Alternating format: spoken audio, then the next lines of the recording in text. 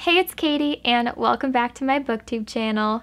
Since Thanksgiving's over, it is basically Christmas, so today I will be talking about my sequel wish list, which is basically a fun way for me to figure out what books I want to ask for Christmas. But before we get into that, I wanted to let you guys know that I am engaged, which is crazy. It actually happened before the last couple videos went up, but since I pre-filmed those, didn't have a chance to tell you. So it's super exciting. I'm going to try to show you the ring, but it's kind of hard. But it's super pretty, and I'm excited. So just wanted to share that with you guys first. So the first set of books I will be talking about are companion novels that I want to pick up. And if you don't know, companion novels, it's not part of a series, it's just a book that takes place in the same world or has a character that was mentioned in one of the previous books, that kind of thing. The first companion novel I would like is Her Royal Highness, which is a companion novel to Prince Charming by Rachel Hawkins. And I'm excited to read that one because I really loved this. It made me laugh, it was super cute, and it involved royalty, which I love to read about.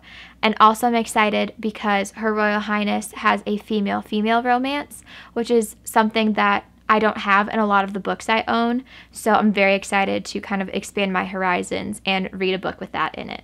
The other companion novel I'm excited to pick up is Love and Olives by Jenna Evans Welch, and that takes place after Love and Gelato and Love and Luck.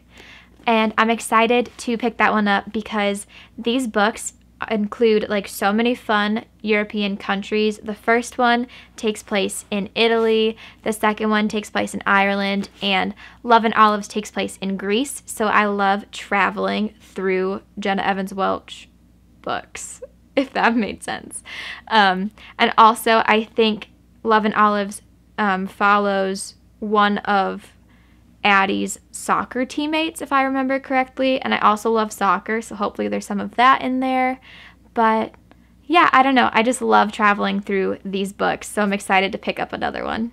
My next set of books will be redemption books. These are books that I didn't necessarily love, but the series has potential because there's something about this book that I thought was really interesting, if it was like a character or the world, and I'd love to give it another shot because I think the series has potential to really interest me and be something that I love. My first redemption book is Lifeblood by Gina Showalter, which is the sequel to First Life.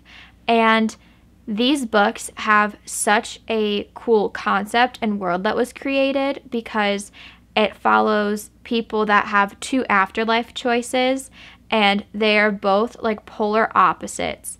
And I think that's such a cool concept because the whole first book was spent with a character trying to pick which afterlife would be a better fit for her.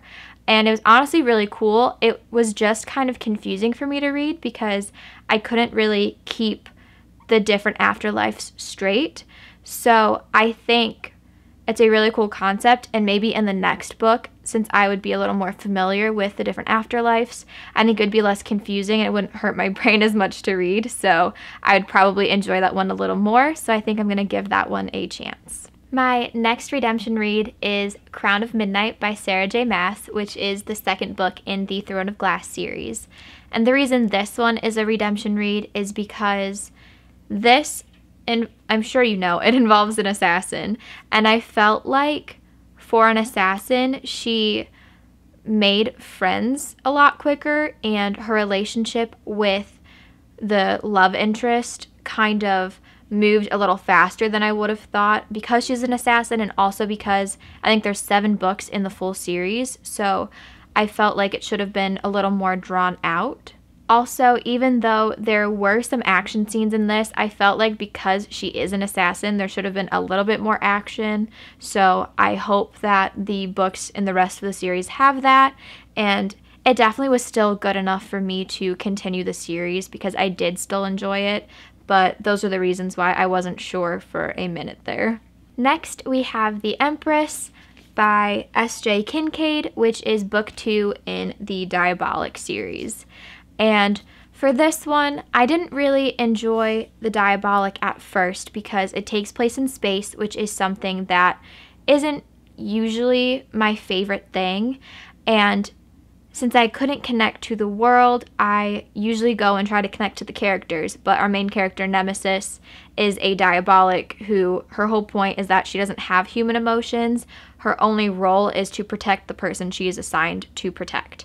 So since she didn't have human emotions or didn't think like other humans, it was very hard for me to connect with her too. So until further along in the book she started to develop those kinds of thoughts and emotions, I wasn't really able to enjoy this book as much as I would have liked.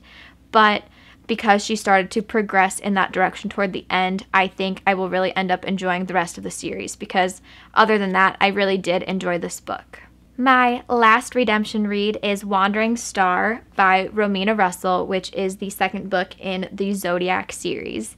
And the reason I didn't really enjoy Zodiac too much was, again, because it took place in space, which I guess is just something that I don't really enjoy in books.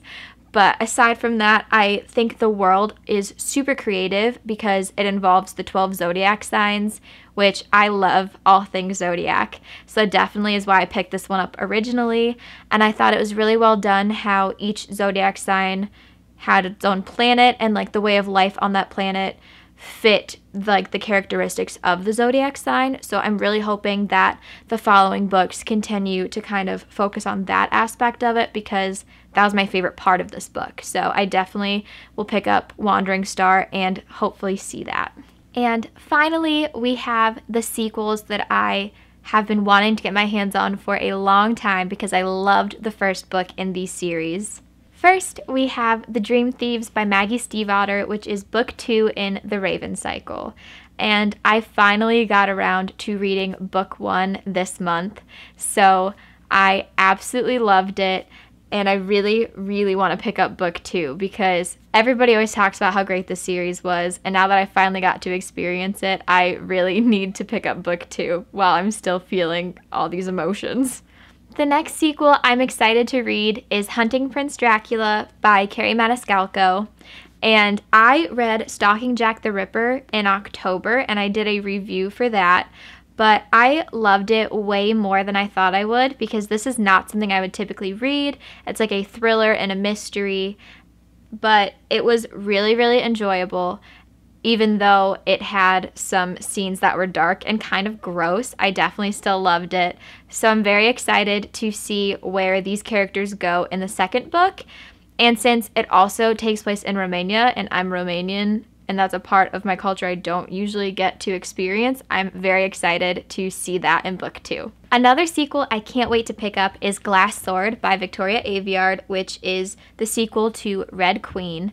And this world was super fun for me to read because it combined so many elements that I love. It had royalty and powers and more things that I can't remember right now because it has been way too long since I read this book. But I know that I really, really enjoyed it, and I don't know why I haven't picked up Glass Sword yet, but I definitely need to get on that.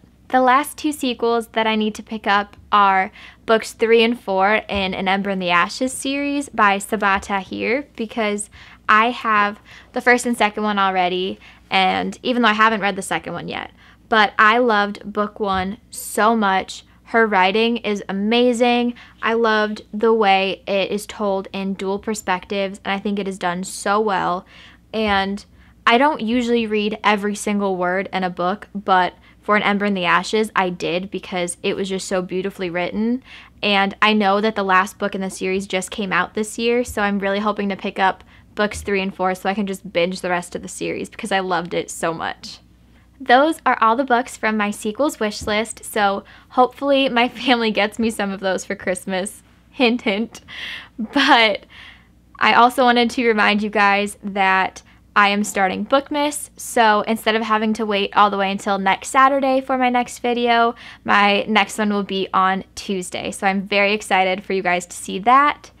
And thank you guys so much for watching. I can't wait to see you in my next video.